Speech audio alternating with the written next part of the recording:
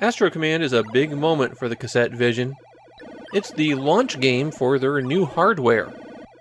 We reached July of 1983, and all of a sudden, the Cassette Vision has competitors.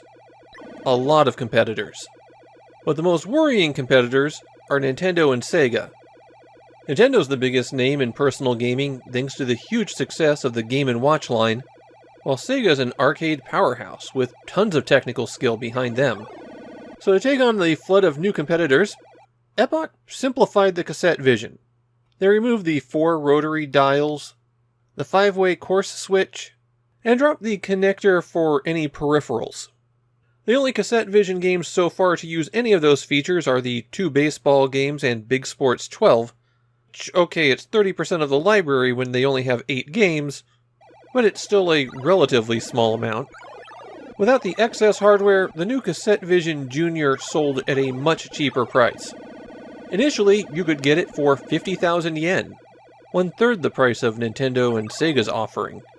To accompany the change in hardware, they also updated the label on the cartridges, letting people know that it was for the Cassette Vision and Cassette Vision Junior. And for the launch of this new hardware, Epoch created the most impressive game for the system. Astro Command is a horizontally scrolling shoot-'em-up with multiple stages, some complex flying, some aggressive enemies, and a boss at the end. The graphics might be a lot blockier than what the new generation hardware was putting out, but none of those competitors had anything this technically complex to play.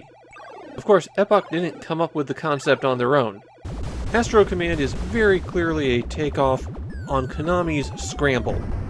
Also a horizontally scrolling shoot-'em-up with multiple complex stages. The biggest thing that Astro Command borrows from Scramble is the idea that your spacecraft has limited fuel, but you can fill up your tank by blowing up enemy fuel tanks. Yeah, it doesn't make a whole lot of sense, but it's video games. What do you want? The number in the upper left-hand corner, once the indicator for the level and lives have gone away, is how much fuel you have, and your ship has a maximum of 10. That number ticks down about every 10 seconds, and so a real strategy here is to wait until you see it tick down, then shoot a tank. That way you're never overfilling and wasting some. If you run out of fuel, then your ship drifts to the ground, but you don't crash until you collide. So there's always a chance you could shoot a fuel tank before you hit. There are 2 difficulty levels in Astro Command, and in this case, it is not solely a speed setting. The second difficulty level gives dramatically different enemy patterns, and a lot more action. If you decide to play this one, hit select immediately, skip to level 2, and start there. That first level might as well just be a practice mode, and level 2 is the real game. The control scheme is less intuitive than you might hope. You're controlling the ship on one axis, but it's a vertical axis. So pressing left on lever 1 goes up, and pressing right on lever 1 goes down. Hitting button 1 fires your shot, while hitting button 3 gives your spaceship a boost. Learning how to manage that boost is also a vital skill here. Your ship will drift back to the left-hand side of the screen after you let go of the button, but it does so at the same pace that the screen is scrolling forward. So you can boost yourself just right to fit into narrow cracks and not have to worry about colliding with anything that way. And it's also useful when you need additional maneuvering time to get through narrow spaces.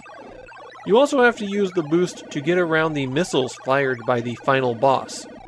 If you don't do that, then you'll never get a shot in. The plot of the game is that you've found the enemy's space city, and you're going to fly in and blow it up. So you know, just some war crimes. The first zone you move through is the city, and it will have rockets that fire up along with the fuel cylinders. Boosting just right to get into a gap between a building and a fuel tank is a vital technique here. The second stage keeps those targets, but adds walls with gaps that you have to fly through. Sometimes those gaps will have an obstacle you'll have to shoot out, too. Stage 3 is where things really start heating up. These swirling sparkles are just called blasters, and on the higher difficulty, when you move in front of them, they shoot forward. You have to hit the center of them, too. There are also bombs that cling to the ceiling and will drop down on you. clear this zone and you get to the boss. But first, you have to shoot open a gate. And on a higher difficulty, the targets to open the gate move. Then comes the boss itself, a massive craft that has a core in the middle but fires a massive missile out of it. Boost around the missile and shoot the core. If you manage to take out the boss, you get a really severe flashing effect, and then loop to do it again. I only have one really significant complaint about Astro Command, and that's how there's a long dead space after the end of level 3. You have barely enough fuel, if you are at full, to survive all the way through level 4. There's no fuel tanks there. You're extremely likely to run out of gas in the process of fighting the boss. But beyond that, Astro Command's a pretty nifty game. There wasn't anything like it for any console in Japan at the time. And while the pixels might have been big and chunky, it was a game that compared favorably to a lot of the other offerings from companies. This is a game that feels very modern for 1983, and that's something Epoch wasn't always really great about.